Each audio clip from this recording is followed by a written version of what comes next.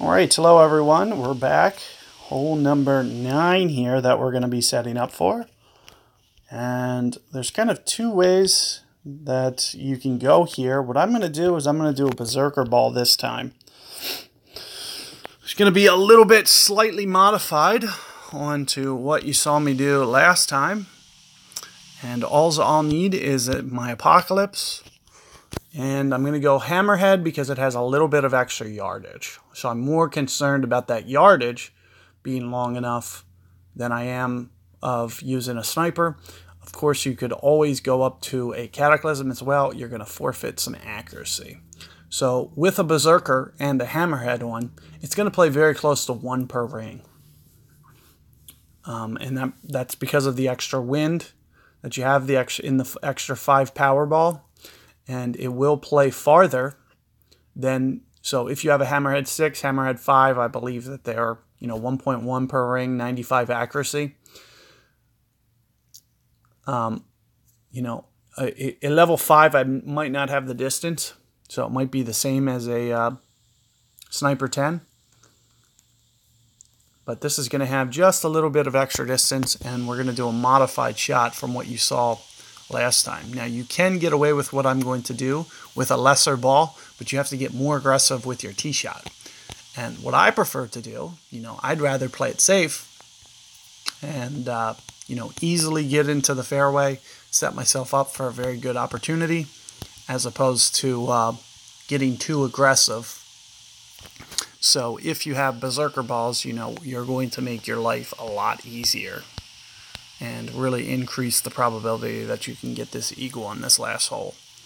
And with the setup that I'm doing, it's going to give you the potential for an albatross as well.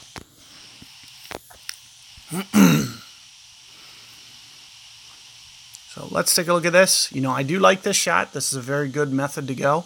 So highly recommended. If you guys want to go that way, you will, really give yourself probably the easiest, safest possibility out there. This way, is a little bit more aggressive. And what I'll use is pretty much full backspin here.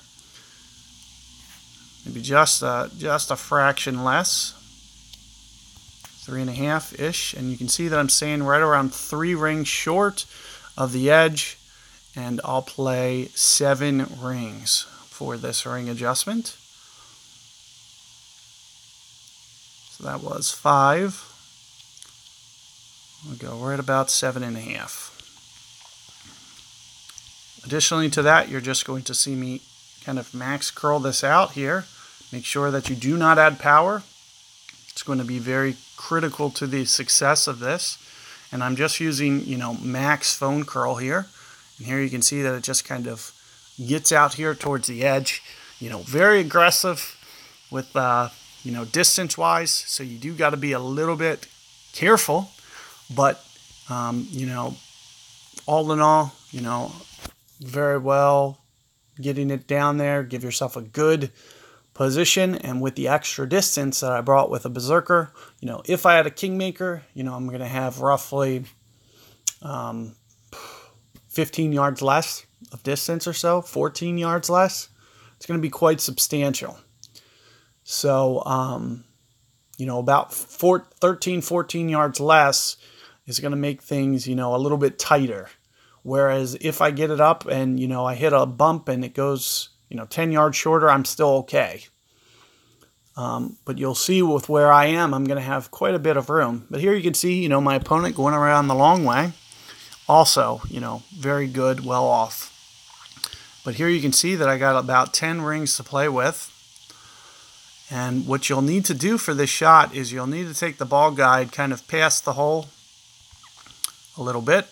So you can see that it's just kind of running out through the hole. You'll need to do that intentionally. You can see I'm not quite towards the max, so I probably will come in just slightly from my max ring adjustment, which if you guys were paying attention was 1 per ring.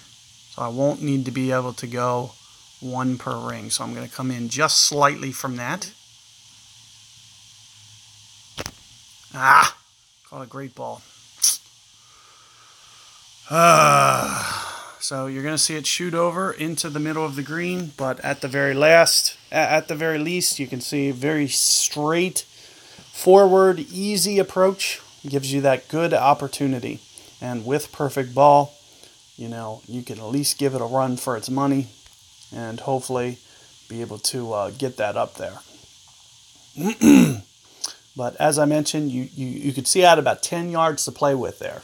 So technically, you know, I could get to that same land spot that I was just on with a royal ball, you know, but I would need to make sure that my drive was equally as good as where you just saw me. So that's the real key component, is not, you know, the unknown of being able to replicate that is going to be kind of the hardest, you know, thing to factor in. But here you can see that I'm able to finish off the hole quite easily, and it gives you just kind of a nice alternate approach to be able to get that hole. And here you can see we're going to have a very, very challenging shot when you have to do this with a, you know, 12 mile per hour wind. So I'll probably need to start adding on some topspin here. And also I'll need to consider, you know, the wind effect and try the best that I can to try to get it going up towards the hole. See how my opponent does here? See if he gives me any room to work with.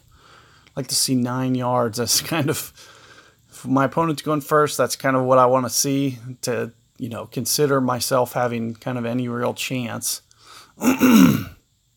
He's around 9. Especially with, you know, berserker ball.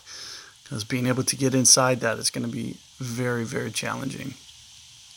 So, you know, very similar spot to what you usually see. I'm going to just use a little bit of topspin, and you'll see that I'm also using left spin, hopefully to counter this wind. And I will need to start to go more than 1-to-1 because I'm now adding distance, you know, go towards max. So there's 10, but I'm going to need to go well beyond 10 this time in this situation. Here you're going to see me go 12 because I am going more towards max with this adjustment. So let's see how this comes up. So far, it's looking pretty good. Looks like it is going to just not have enough of that offset guide, but all in all, you know, if you can get it to 6-7 yards, you're going to give yourself a good chance to win every time. So you can see, you know, a couple mistakes here. Well, not necessarily mistakes, but just kind of, you know, bad breaks, bad opportunities. You know, should have had 7. Additionally, you know, I have 4 or 5 shots for you guys where, you know, it's right on the hole. So, you know, all in all, you know, pretty successful guide for you guys. Hopefully, you know, linking this one together with the other. If you don't like one of the approaches that I'm doing, you know, try to go to the other guide and you'll see an alternate perspective in certain cases. There was certain cases in this guide that I just say, you know, this is the way that you want to go.